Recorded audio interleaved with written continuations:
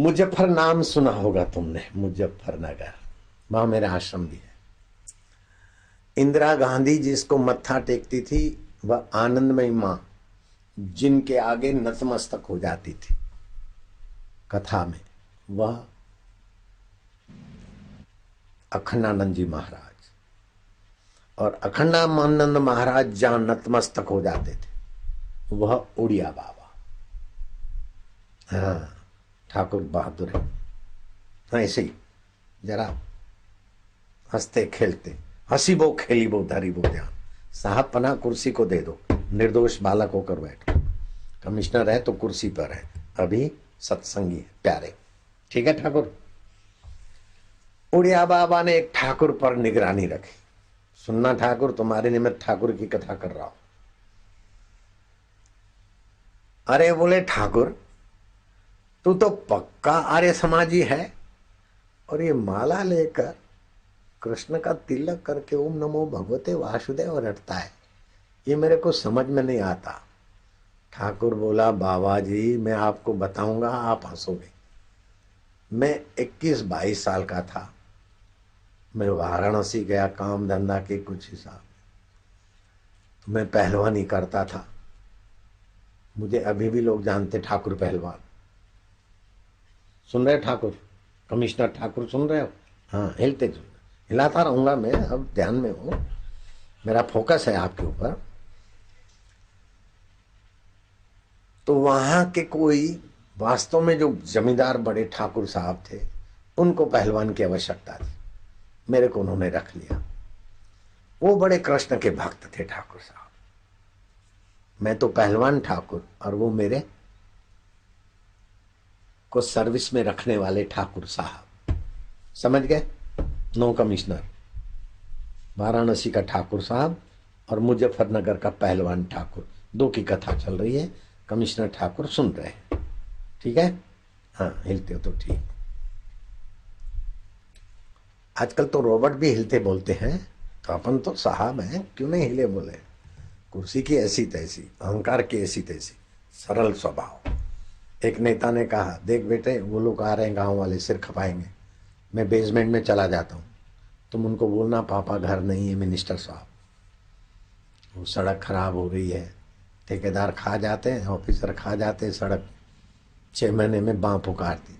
हमारे आश्रम में भी सड़क बनी है, 6 महीने पहले बनी थी, अभी तो धज्जियाँ उड़ गई उसकी। ऐसा कुछ होता है मटेरियल में। तो मैं बेसमेंट में चला जाता हूँ, गांव वालों को बोलना मिनिस्टर साहब घर पे नहीं है। लड़का निर्दोष, भीड़ के सामने लड़का बोलता है कि देखो पापा ने कहा है कि गांव वाले आ रहे हैं, सिर खपाएंगे, सड़क टूट गई है, लाइट नहीं मिलती है, पानी की तकलीफ है, ये सिर खपाएंगे। मैं बेसमेंट में चला जाता हूँ, तू गांव वालों को समझा बुझा के रवाना कर दे। अब लड़के की निर्दोषता पर लड़का तो मस्ती से हंसा, लेकिन सुनने वाले भी हंसे। निर्दोषता में खुशी है, अहंकार में बेईमानी है। मैं लंकापति रावण, नीरसता है। फिर रस चाहिए ललनाओं का सानिध्य, रस चाहिए पान मसाले का, रस चाहिए कुछ। आदमी जब नीरस होता है तभी अपराधी होता है, उसके बिना अपराधी नहीं होगा। क्या ख्याल है ठाकुर? नीरसता ही अपराध की जननी है। हाँ, अब मोबाइल स्विच ऑफ कर देना, नहीं तो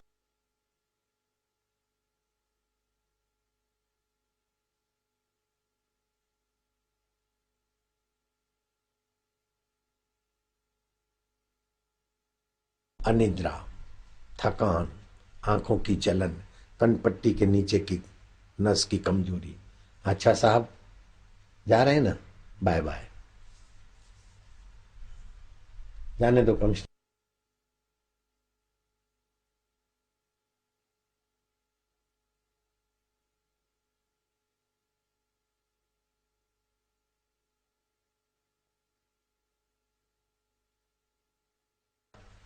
मुझको उस ठाकुर साहब ने रख लिया।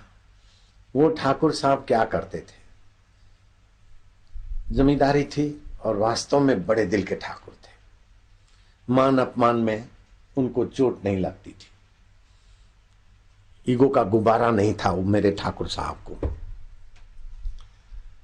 मैं पहलवानी तो करता था, मालिश आदि करता था, लेकिन मैं था कट्टर आर्य समाजी।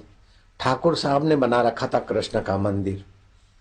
वो मंदिर में जाते मुझे ठाकुर साहब पर भी हंसी आती और मंदिर के पुजारी पर भी मैं हंसी करता।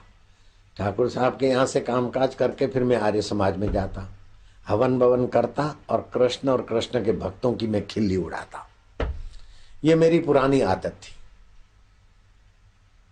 वो पहलवान ठाकुर बोल रहा है, कितना सज्जन आदमी है, अपनी सारी दिल खोल के बात बोल रहा है।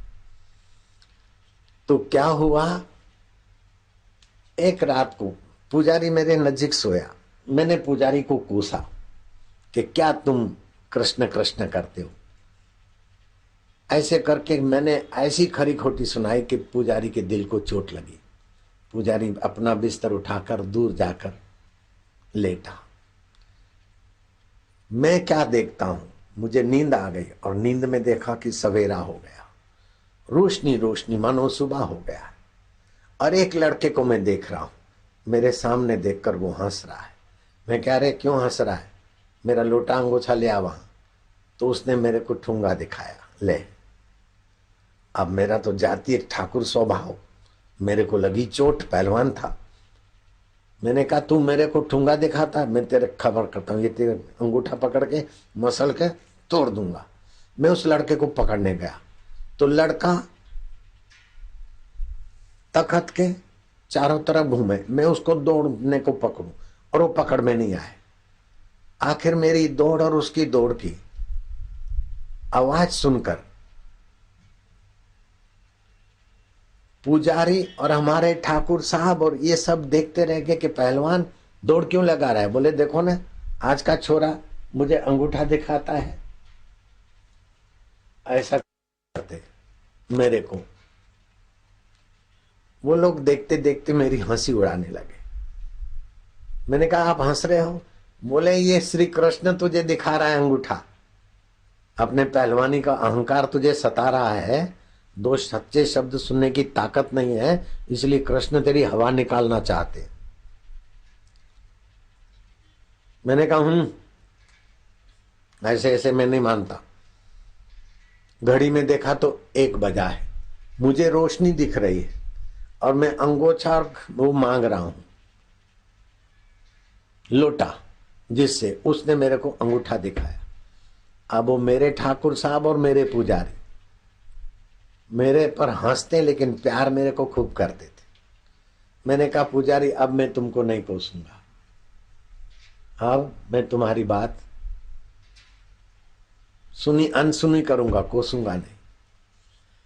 फिर 21 दिन बीते तो ठाकुर साहब का बेटा जो ननिहाल चला गया था, वो मंदिर में मेरे सामने मुझे दिखा।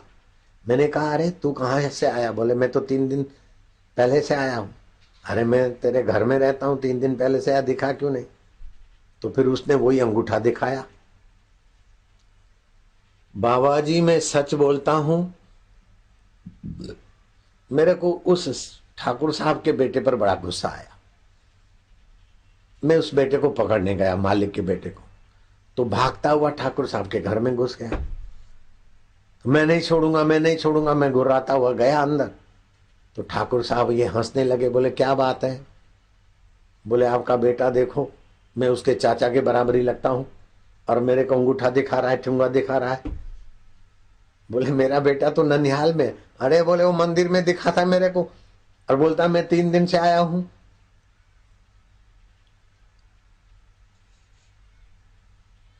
तो मेरे मालिक ठाकुर साहब हंस पड़े।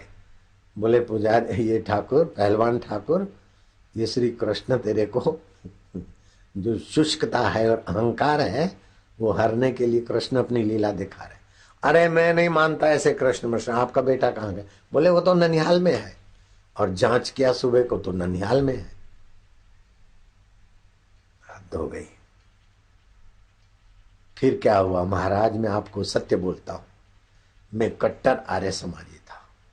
मूर्ति पूजकों की तो मैं मजाक उड़ाता था, लेकिन एक रात को फिर से वो दिखा। वो ही लड़का जिसको तुम कन्हैया बोलते हो, नंद नंदन, यशोदा नंदन बोलते हो, वो मुझे दिखा और मेरे को वही ठुंगा दिखाने लगा।